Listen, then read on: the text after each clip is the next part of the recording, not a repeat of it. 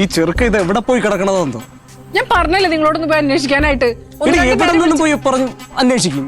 1-2 പേരെ വിളിച്ച് അന്വേഷിച്ച് കഴിഞ്ഞപ്പോ നിങ്ങളുടെ ഡ്യൂട്ടി തീർന്നോ? എവിടെയാണോ എന്തോ.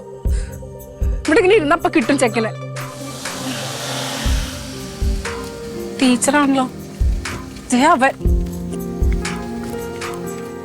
ഇത് ആടങ്ങടെ ഇവിടെ വരാൻ. നീ എവിടെയായിരുന്നോടാ? എവിടെയായിരുന്നു നീ ഇത്ര നേരം? നീ എവിടെയായിരുന്നു ഇത്ര നേരം? നീ എവിടെയായിരുന്നു? നീ എന്ത് പണി കാണിച്ചിട്ട് അവിടുന്ന് പോയത്?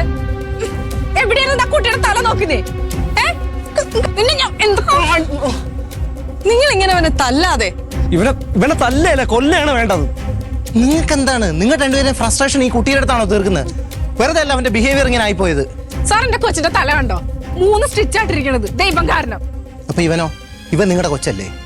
ഇവൻ രാത്രി നിങ്ങളെ പേടിച്ച് ഇറങ്ങി ഓടി ഞങ്ങളുടെ വണ്ടിക്ക് വട്ടം ചാടി. ഭാഗ്യം കൊണ്ടാ രക്ഷപ്പെട്ടത്. ഇവന്റെ കൈയും കാലും ഒടിഞ്ഞു കിടക്കണായിരുന്നു. എന്നാൽ ഇവൻ മറ്റുള്ളവരെ ഉപദ്രവിക്കുമ്പോ അവർക്ക് എന്തോരം വേനെടുക്കേണ്ടത് ഇവന് മനസ്സിലാവുള്ളൂ. കഷ്ടം. ഇങ്ങനെയാണോ നിങ്ങൾ കുഞ്ഞുങ്ങളോട് സംസാരിക്കുന്നേ? ഇവനെ എന്നും തല്ലിയിട്ട് ഇനി കാര്യമില്ല. എനിക്കറിയാം. ഇങ്ങോട്ട് വേണം. നിങ്ങൾക്ക് തല്ലാനും കൊല്ലാനുമായിട്ടാണോ ഈ കൊച്ചുങ്ങള്? അവനെ മര്യാദയ്ക്ക് സ്നേഹത്തോടുകൂടി നിങ്ങൾ വളർത്തിക്കൂടെ? നിങ്ങൾ ഉണ്ടാക്കുന്ന ഓരോരോ കൊച്ചു കൊച്ചു മുറിവുകൾ അവന്റെ സ്വഭാവത്തിനെയാണ് ബാധിക്കുന്നത്. അത് മനസ്സിലാക്ക്. അതിന് ഇവൻ ആഘോഷല്ലേ? അവന് മനസ്സിലാക്കിക്കൂടെ ഞങ്ങളൊക്കെ അവൻ നന്നാവാൻ വേണ്ടിട്ടാ പറയണതെന്ന്? അതെന്താ ആൺകുട്ടികൾക്ക് മനസ്സില്ലേ? ഇങ്ങനെ തൊട്ടേനും പിടിച്ചതിനും എല്ലാം അവരെ വഴക്ക് പറയാതെ അവർക്ക് എല്ലാത്തിനോടും വെറുപ്പാവും. ആരെയും സ്നേഹിക്കാൻ പറ്റാതെ ആവും.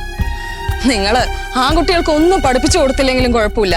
ബഹുമാനിക്കാനും സ്നേഹിക്കാനും മാത്രം പറഞ്ഞു കൊടുത്താൽ മതി. ആദ്യം നിങ്ങൾ പരസ്പരം സ്നേഹിക്കാനും ബഹുമാനിക്കാനും പഠിക്കും. അപ്പൊ കുട്ടികൾ പരസ്പരം സ്നേഹിക്കാനും ബഹുമാനിക്കുകയൊക്കെ ചെയ്തു.